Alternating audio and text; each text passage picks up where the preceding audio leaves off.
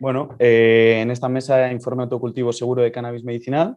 Elizabeth es licenciada en Ciencias Biológicas con orientación en Ciencias de la Salud. Ha publicado investigaciones científicas en extracción y caracterización en tejidos vegetales y escribe y colabora en la revista Soft Secret España. Cuando quieras, Elizabeth, tienes tu espacio. Muchas gracias. Muy bien. Bueno, como bien me presentó Jorge, voy a hablar sobre autocultivo seguro de cannabis medicinal. Y lo primero que quiero hacer es destacar la importancia del autocultivo, citando unas líneas del libro del Observatorio Europeo en Consumo y Cultivo de Cannabis, que se llama Autocultivo y Uso de Cannabis en España. Y dice: el concepto del autoabastecimiento acompaña a la humanidad desde sus principios y está en pleno resurgimiento. El británico John Seymour, uno de los pioneros de este renacer, habla de autosuficiencia como progreso hacia una nueva y mejor calidad de vida, hacia una vida más grata, aceptación de una realidad plena por lo que se hace o deja de hacer, alegría que nace de ver el desarrollo completo de cada tarea y alimentos frescos, buenos y orgánicamente elaborados. Entonces, ¿por qué autocultivo seguro de cannabis medicinal? Porque hay estudios científicos que indican que las preparaciones caseras de cannabis presentan niveles promedios de cannabinoides y perfiles compatibles con una acción terapéutica efectiva. Porque el cultivo a pequeña escala suele ser preferible a la producción a gran escala, y porque se ha informado que el cannabis y los productos derivados a menudo están contaminados por microbios, metales pesados, pesticidas, carcinógenos y desechos que deben abordarse para garantizar la seguridad de los consumidores.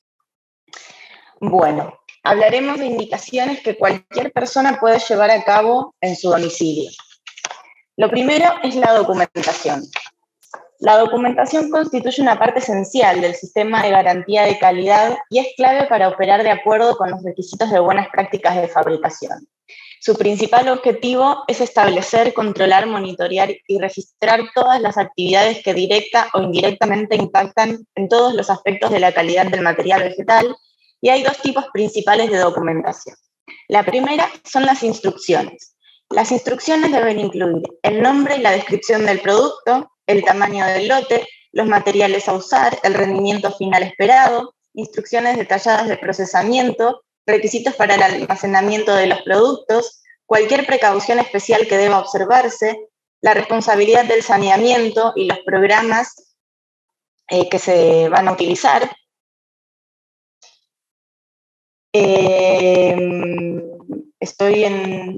Bien, perfecto. El almacenamiento de los productos, precaución, cronogramas de mantenimiento y calibración y programa de estabilidad que debe extenderse hasta el final del periodo de vida útil del producto. Muy bien, el segundo tipo de documentación son los registros e informes. Un momento, ahí está.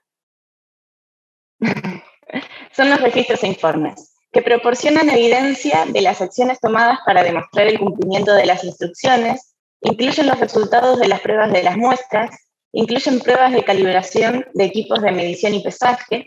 Las anotaciones manuscritas deben hacerse de forma clara, legible e indeleble y deben hacerse o completarse en el momento o inmediatamente después de que se realiza cada acción.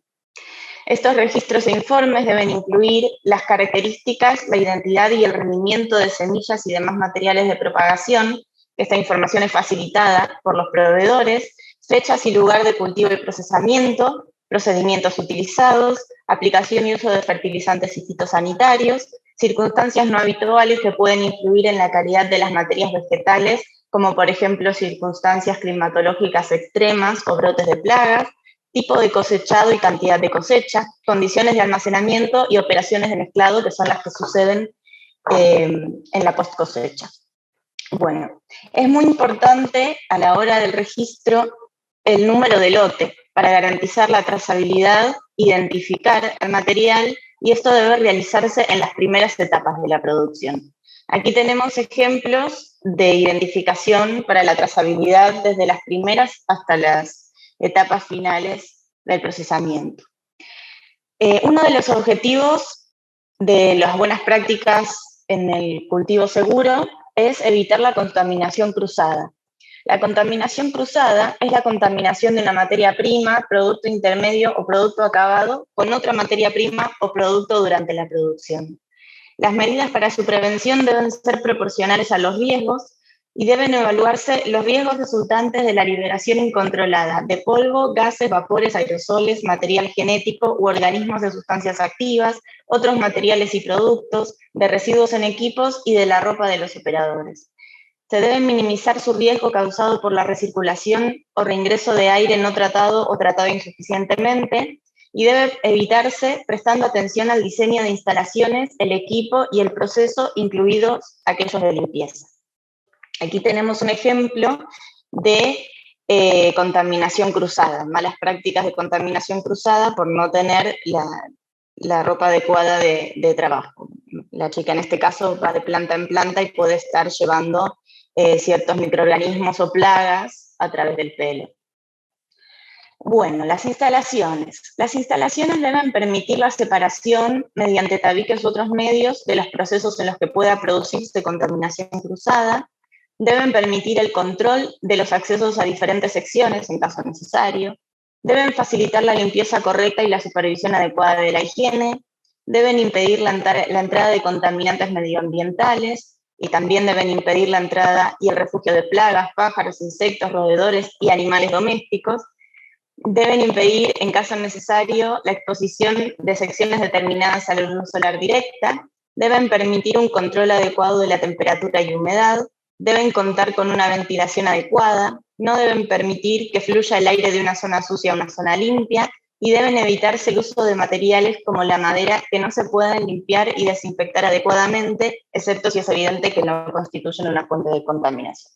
Aquí tenemos un ejemplo de animales domésticos en cultivo, que es algo que se ve con frecuencia, pero no es una buena práctica para el cultivo seguro en cannabis medicinal.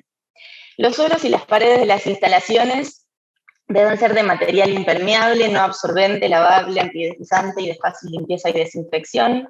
Los techos deben ser de forma que se impida la acumulación de suciedad y se reduzca al mínimo la condensación y la proliferación de mohos y deben ser fáciles de limpiar.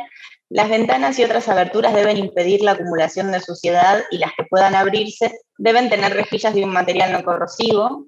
Los conductos deben disponer de trampillas. Se debe proporcionar iluminación suficiente para hacer las operaciones. Deben existir instalaciones apropiadas para el almacenamiento y la distribución de agua y debe estar adecuadamente protegido contra la contaminación. En caso necesario, deben proporcionarse instalaciones adecuadas para la limpieza y deben disponerse de cubos de basura. Por ejemplo, un buen caso de buenas instalaciones es el taller que tenía Frenchy Canoli, que se pueden ver en sus videos de YouTube. Y acá atrás podemos ver, por ejemplo, las que tiene la estación de limpieza, la mesada está impecable, él está trabajando con guantes, bueno, trabajaba impecablemente. Los equipos deben estar hechos de materiales que no transmitan sustancias tóxicas, olores o sabores, que no sean absorbentes, que sean resistentes a la corrosión y que sean capaces de resistir las sucesivas operaciones de limpieza. Se deben realizar y mantener en buen estado. Se debe realizar una inspección de limpieza antes de su uso y se deben limpiar después de su uso. Y cuando el equipo se usa para una producción continua, debe limpiarse a intervalos adecuados. Y los equipos de lavado y limpieza deben elegirse y utilizarse de manera que no sean una fuente de contaminación. Aquí vemos, por ejemplo, un caso en el que se deben limpiar equipos antes y después. Podemos ver que los materiales son correctos y que debe limpiarse, si tiene una campaña muy extensa, entre las sucesivas repeticiones de operación. Bueno, respecto a los equipos de medición y pesaje, debe disponerse de balanzas y equipos de medición del rango y precisión apropiadas para las operaciones que se están llevando a cabo. Deben calibrarse de forma periódica y comprobarse intervalos definidos mediante métodos apropiados. Las calibraciones se deben realizar usando estándares trazables o estándares certificados si existen, y sobre todo que no se deben utilizar instrumentos que no cumplan con criterios de calibración. Material de calibración. Los materiales. Antes de que los materiales entren y se mezclen con los existentes o se utilicen, se deben identificar como correctos. Deben manipularse de manera que se evite su degradación, la contaminación cruzada y la contaminación. Deben almacenarse según las condiciones establecidas por el fabricante, separados del suelo y cuando corresponde espaciados para permitir la limpieza en la inspección. Y deben almacenarse durante un periodo que no afecte negativamente a su calidad. Respecto al agua, debe existir un suministro abundante de agua con presión suficiente y una temperatura adecuada. El hielo, si se utiliza hielo o vapor para elaborar, para algún paso del procedimiento, deben hacerse con agua que no esté contaminada, y lo mismo con los procedimientos de limpieza. El personal, es muy importante. La correcta fabricación depende de las personas, las responsabilidades individuales deben ser claramente entendidas por los individuos y todo el personal debe conocer los principios de las buenas prácticas de manufactura que les afectan. El personal debe tener un conocimiento suficiente de la planta que va a cultivar, su cultivo y sus necesidades, así como los medios de cosecha y almacenamiento. No debe permitirse el acceso a ninguna zona de cosecha, producción o procesado a ninguna persona que tenga una enfermedad que pueda ser transmitida por un medio vegetal. Las personas con heridas deben utilizar una protección, deben mantener una higiene personal adecuada, debe utilizarse ropa limpia adecuada para la actividad de fabricación en la que se está involucrando. En las zonas en las que se manipulen materias vegetales medicinales no se debe introducir ni llevar puestos efectos personales que puedan poner en peligro la inocuidad o la calidad de los productos. Los trabajadores deben lavarse siempre las manos antes de comenzar las actividades de manipulación. No debe permitirse fumar ni comer en las zonas de procesado y las personas que visiten deben seguir las mismas normas de higiene y de cuidado que el resto del personal. Aquí vemos, por ejemplo, un ejemplo de buenas prácticas. Para el cultivo, no deben cultivarse plantas en zonas donde el suelo esté contaminado, ni se debe utilizar agua contaminada. Deben utilizarse únicamente fitosanitarios orgánicos y las semillas y demás materiales de propagación, como los esquejes, deben ser de procedencia rastreable y estar libres de contaminantes. La cosecha debe hacerse en ausencia de rocío, lluvia y niveles altos de humedad que puedan fomentar la fermentación microbiana y el enmohecimiento.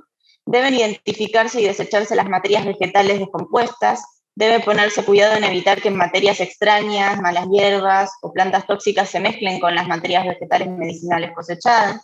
Debe evitarse que el material cosechado entre en contacto con la tierra, porque muchas veces usamos microrrizas, tricodermas o tienen otros microorganismos de la tierra que pueden pasar al material cosechado. Y si bien algunos son buenos para el cultivo, no son buenos para el procesamiento post cosecha ni para ingerirlos. Los productos cosechados no deben acumularse sobre el suelo, sino que deben recogerse en cestos o contenedores. Deben evitarse los posibles daños mecánicos o la compactación de las materias vegetales como consecuencia del llenado excesivo o del apilamiento de los contenedores. Las materias vegetales no deben transportarse sin dilación hasta el lugar de secado, una vez cosechadas, y la cosecha no debe exponerse al sol ni a lluvia por periodos prolongados. Acá vemos un caso de cosecha que debe trasladarse rápido, sin dilación, al secado, pero está en contenedores adecuados. Y se ve que han hecho una inspección también. El envasado debe hacerse en un ambiente con temperatura y humedad controlados. Una vez secos, los productos deben inspeccionarse. Antes de iniciar las operaciones de empaque, se deben tomar medidas para asegurar que el área de trabajo esté limpia y libre de productos, materiales o documentos utilizados anteriormente que no se vayan a utilizar en la operación actual.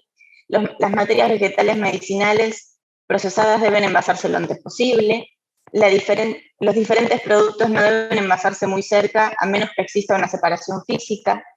Y las materias vegetales medicinales procesadas deben envasarse en recipientes de materiales no contaminantes y deben estar limpios, secos y en buen estado. Acá vemos un ejemplo de un contenedor en buen estado para el almacenado.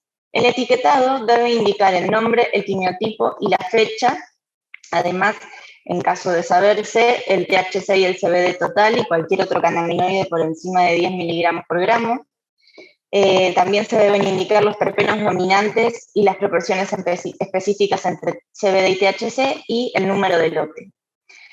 Los productos envasados deben almacenarse en un lugar seco, separado de la pared y del suelo, deben protegerse de plagas y de animales domésticos. Las plantas medicinales envasadas y secas deben almacenarse en una instalación bien aireada, en la cual la fluctuación diaria de temperatura sea escasa. Se debe monitorear el producto durante su vida útil y determinar que el producto permanece y se puede esperar que permanezca bajo las condiciones de almacenamiento adecuadas. Muy bien, bueno, esta es la bibliografía y espero haber cumplido con el tiempo. Muchas gracias, Eli, perfecto. De nada, de nada. Gracias a vosotros.